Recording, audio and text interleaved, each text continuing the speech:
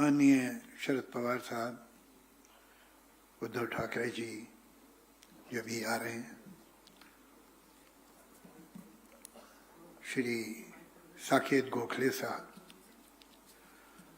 सामने बैठे अत्यंत आदरणीय देवियों और सज्जनों,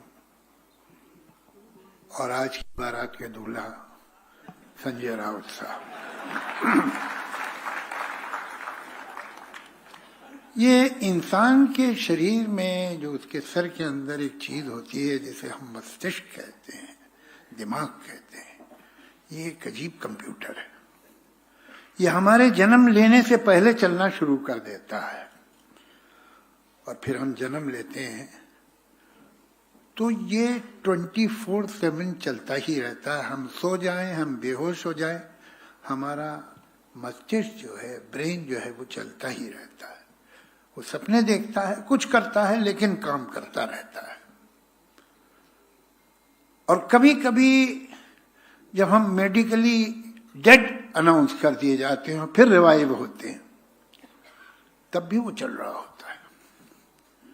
पूरे जीवन में ये जो ब्रेन है, ये एक ही बार रुकता है और पूरी तरह रुक जाता है जब आपको एक ऐसी किताब के बारे में बोलना पड़ता है जो आपने पढ़ी नहीं।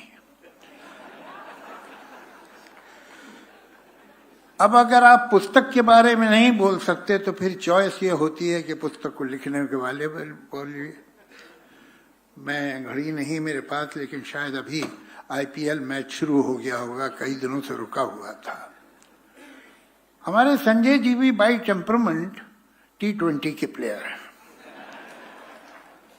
ये बैक फुट पे बॉल रोकने को नहीं मानते, ये क्रीज से बाहर निकल के चौवा और छक्का ही मारते हैं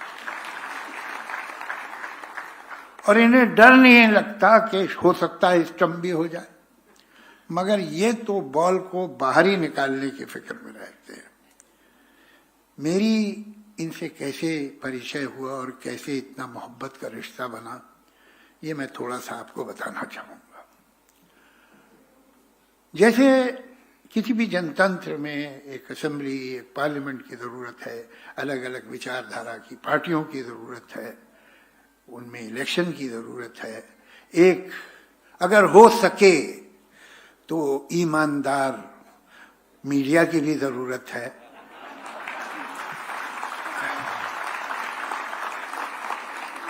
उसी तरह ऐसे नागरिक भी होने चाहिए जो किसी पार्टी के न हों। उन्हें जो बात सच लगे कहें, जो बात बुरी लगे वो कहें। पार्टी लॉयल्टी नहीं कोई, सब पार्टी हमारी और कोई पार्टी भी हमारी नहीं। तो मैं भी उन्हीं में से एक हूं। तो नतीजा क्या होता है कि अगर आप एक तरफ से बात कर रहे हैं तो एक ही लोगों को नाखुश करेंगे, लेकिन अगर हर तरफ से बात कर रहे हैं तो बहुत ज्यादा लोगों को नाखुश करते हैं। मैं कभी आप मिलिएगा अलग तो मैं दिखाऊंगा अपना आपको ट्विटर, अपना व्हाट्सएप, जिसमें मुझे दोनों तरफ से गालियां आती हैं।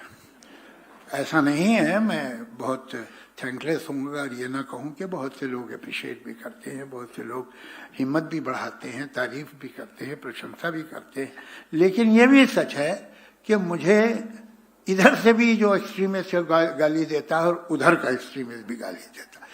यही सही है। अगर इनमें से एक ने गाली देना बंद कर दी तो मुझे परेशानी हो जाएगी कि मैं क्या गड़बड़ कर रहा हूं। तो ये कहते हैं कि तू तो काफिर है और जहन्नुम में जाएगा।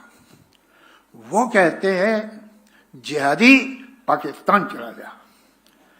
अब अगर मेरे पास सिर्फ चॉइस पाकिस्तान और जहन्नुम यानी नरक की है तो मैं नरक ही जाना पसंद करूंगा,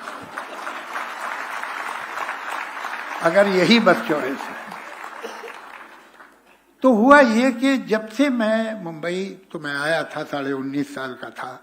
आज जो कुछ बना, जो कुछ मुझे मिला, जो कुछ जहां भी तो पहुंचा, ये सब मुंबई की, महाराष्ट्र का कर्म है।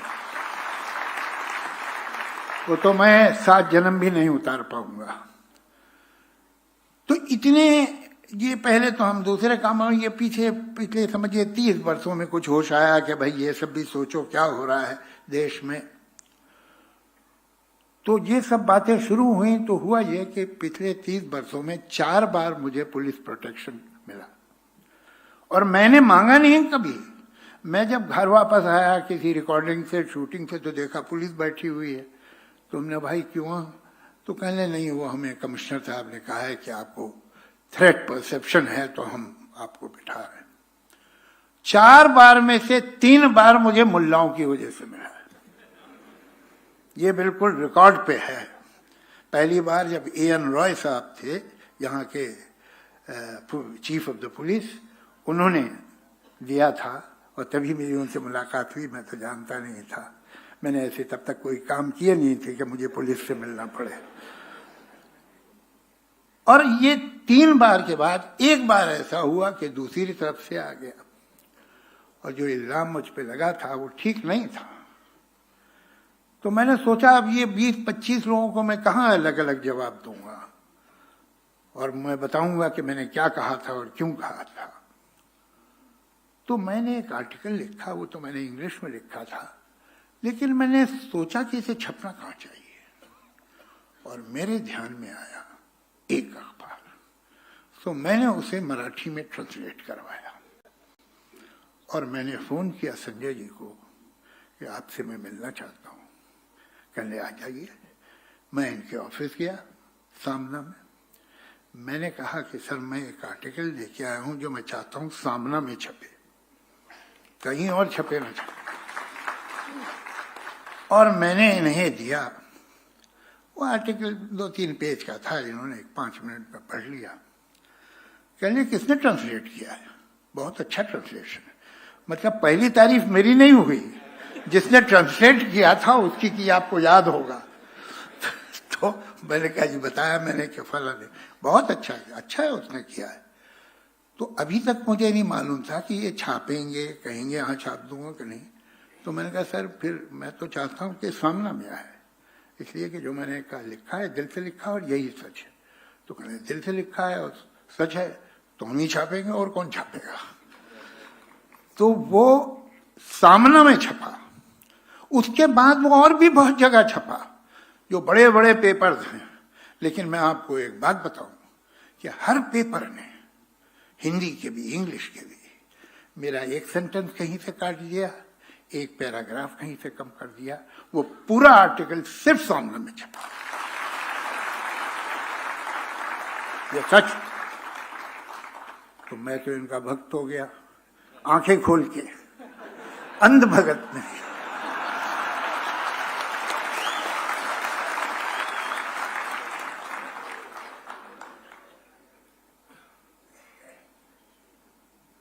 उस दिन ये फैसला हो गया था कि अगर ये कभी जेल गए और फिर उन्होंने जेल के बारे में किताब लिखी और उसका विमोचन किया और मुझे बुलाया तो मैं जाऊंगा। उसी दिन ये फैसला हो गया। क्या वजह क्या है? आप देखिए, अगर ये जेल का भी इतिहास बड़ा अजीब है। सारी दुनिया में न जाने कितनी बड़ी बड़ी किताबें जेल में लिखी गई हैं या जेल के बारे में लिखी गई। My Experiments with Truth, Mahatma Gandhi, Discovery of India, Jawaharlal Nehru, Gulag Archipelago, सोलिजित्सिन।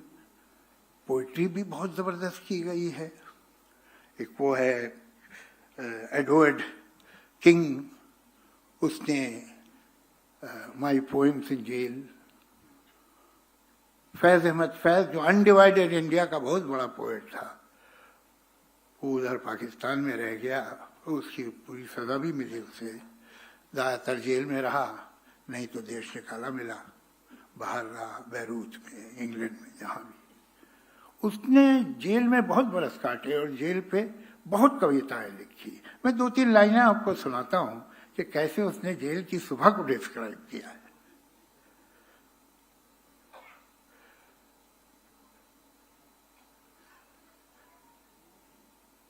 Jail की जहर भरी चूर सदाएं जागी, दूर दरवाजा खुला कोई बंद हुआ। दूर मछली कोई जंजीर मचल के रोई, दूर उतरा किसी ताले के जिगर में खंजर, सर पटकने लगा रह के दरीचा कोई। क्या डिस्क्रिप्शन, जेल की शाम, जेल में कैसे, तो बहुत सारी, बहुत बड़ा लिटरेचर। बता कमाल तो ये है कि एक बैंक का क्लर्क था और उसको जेल हो गई किसी गलत इल्जाम की वजह से, 5 साल की जेल हो गई। वो सिर्फ क्लर्क था बैंक का, मगर जेल में वो राइटर बन गया और उसने दुनिया के चंद बड़े शॉर्ट स्टोरी राइटर्स में उसका नाम है ओ हेनरी। उसने अपनी जो शॉर्ट स्टोरीज हैं वो जेल में लिखना शुरू की और इतना बड़ा राइटर हो गया। क्या वजह है? ये जेल पॉलिटिकल लीडर्स के, राइटर्स के, पोएट्स की लाइफ में इतना इंपॉर्टेंट कैसे हो जाता है और उनका बहुत बड़ा कंट्रीब्यूशन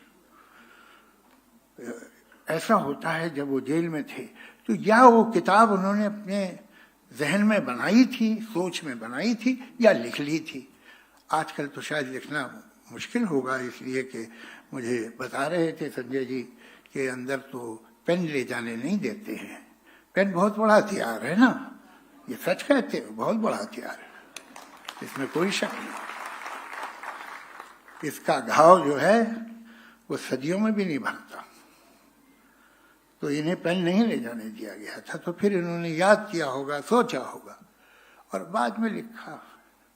ये बिल्कुल ऐसा है जैसे वो एक है कि हरिवंश राय बच्चन जी की एक लाइन है कि जीवन की आपाधापी में कब वक्त मिला ये सोच सकूं, जो किया कहा माना उसमें क्या बुरा भला।